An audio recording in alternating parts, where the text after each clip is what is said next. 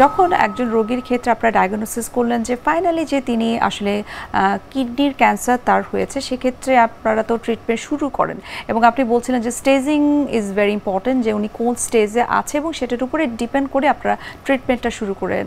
সেক্ষেত্রে আপনার কাছে একটু জানবো যে সেই ট্রিটমেন্ট প্রোটোকলটা কীরকম হয়ে থাকে? আমরা বলি modalities of treatment. Renal cell কার্সিনোমার ক্ষেত্রে আসলে মডালিটিস হচ্ছে যে আমরা নেফ্রেক্টমি একটা অপশন, এটা হতে পারে রেডিক্যাল নেফ্রেক্টমি, মানে পুরো কিডনি আমি ফেলে দিলাম। সেকেন্ড হচ্ছে যে আমরা পার্শিয়াল ফেলে দিলাম, পার্শিয়াল নেফ্রেক্টমি। থার্ড হচ্ছে যে পেলিয়েটিভ নেফ্রেক্টমি, মানে সিমটম বেশি আছে এই জন্য আমরা যতটুকু কিডনি ফেলে দিলেই নয় অতটুকু ফেলে দিলাম, এবং ডিবাল্কিং নেফ্রেক্টমি আমরা বলি।